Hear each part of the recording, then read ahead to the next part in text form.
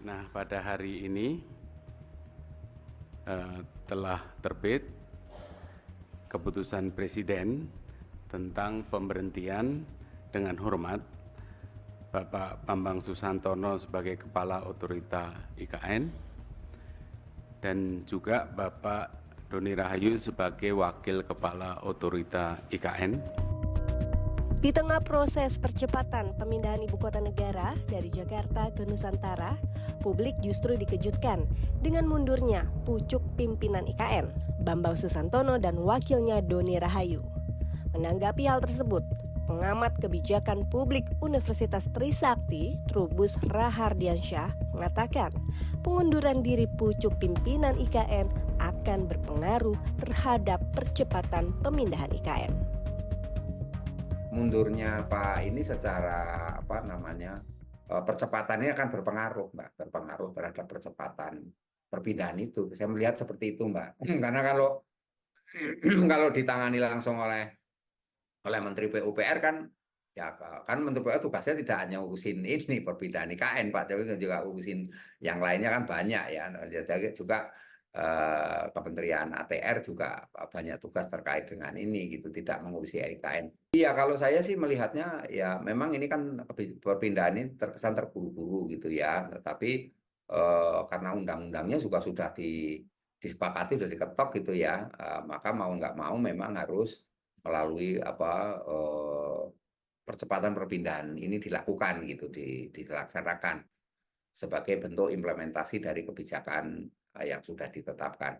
Tapi memang persiapannya ini memang terutama adalah terkait dengan kesiapan ASN-nya, kemudian juga kesiapan ASN dari sisi ASN sendiri dan sisi dari keluarganya dan daya dukung ya, termasuk dari air dan sebagainya, transportasi, kemudian tempat inilah hiburan ya, paling tidak kalau membawa keluarga ya berarti ada tempat untuk sekolah ya, untuk berpendidikan dan sebagainya. Ini kan perlu juga dipertimbangkan, dan yang lain menurut saya kalau keluarganya masih di sini, dia masih kemudian tetap ASN itu bertugas di sana, kan harus ada ini, Mbak, ada rolling kan, jadi ada sistem shift kan. Dalam pemindahan ASN ke Nusantara, Trubus menilai pemerintah perlu memperhatikan beberapa hal dalam percepatan perpindahan ibu kota. Di antaranya kesiapan mental para ASN dan juga fasilitas bagi para ASN dan juga keluarga, mulai sekolah, air bersih, hingga mekanisme kerja para ASN. Hal lain yang juga menjadi sorotan adalah kebijakan kontroversial pada pasal 42 Undang-Undang Ibu Kota Negara.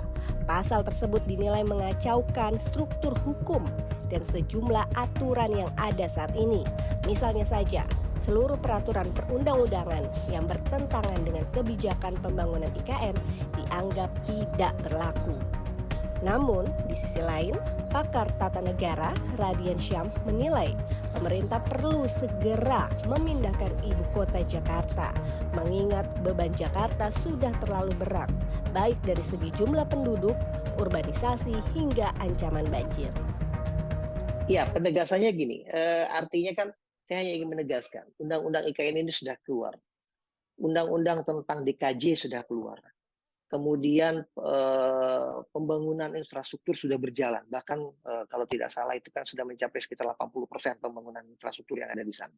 Dan kemudian tinggal menunggu Kepres bahwa Jakarta sebagai ibu kota yang tadinya ini pindah ke IKN yang menjadi ibu kota, kan gitu, Mbak. Dan kemudian juga Presiden Jokowi sudah menyatakan bahwa nanti tanggal 17 Agustus akan dilaksanakan upacara bendera pertama ya di IKN. Nah, saya ingin mengatakan bahwa pembentukan peraturan perundang-undangan sudah berjalan, nah pembangunan sudah berjalan, tinggal bagaimana kedepannya kita merapikan setiap infrastruktur yang ada. Radian berharap kedepannya pemerataan pembangunan bukan hanya berfokus pada ibu kota Nusantara saja, namun ke seluruh daerah di Indonesia. Nova Nayantaka, Arif Tidiawan, Jakarta.